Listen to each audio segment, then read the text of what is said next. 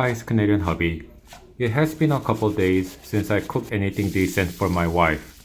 So I woke up and randomly decided to make Korean crab stew for breakfast. As usual, I started with making anchovy broth because this takes about 15 minutes. And here's the dungeness crab my mother-in-law gave me a few months ago. As you can see, it is rock frozen. So I put it in a pot and thawed in hot water. Technically, you should not thaw anything in hot water for food safety reasons, but I'm doing it for only 10 minutes to defrost the surface so I can separate the body shell from the rest of the crab. While the crab was being thawed, I layered soybean sprouts on the bottom of the pan and cut them into small pieces using a pair of scissors. Next, I sliced some carrots, Korean radish, and onions. These three vegetables provide natural sweetness to the overall dish, which balances out the spiciness of the broth very nicely. In addition, I happen to have some tofu, and of course, you cannot make Korean stew without some garlic and green onions. Once the prep was done, I arranged the vegetables and tofu radially on top of the bean sprouts. In the center, the crab would go in. And here's the crab. It defrosted nicely enough to move the legs around. In general, crabs are cut into 4 or 6 large pieces with the legs still attached to the body for better presentation and look. But for me and my wife, I just chopped into small pieces and cracked the shell open because it is much easier to eat later. Now, I have to remove the body shell.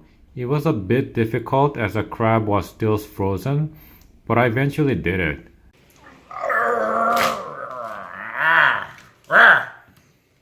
Once the crab was open, first I removed the mouth part, and second the gills. Just like the legs, I chopped the body into small pieces. Some people may not like this method because the meat will fall apart and end up in the broth instead.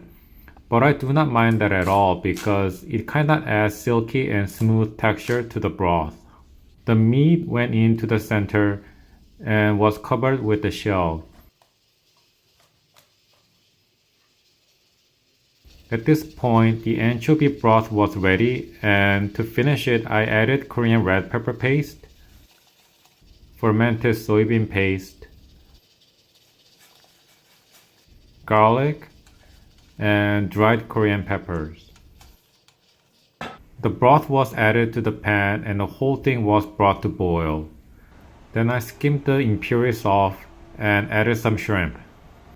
It was a bit of last-minute decision because over the years I noticed that my wife does not want to deal with crab shells. Once the shrimp was done, I finished the stew with some fresh green onions and we were ready to eat. The best part of eating this dish was the body shell. It still has some membranes and inner organs attached to it. So you just scrape those off, mix it with rice and bit of broth, and you are in heaven. And of course, this was for my hungry pregnant wife. It was yet another successful meal.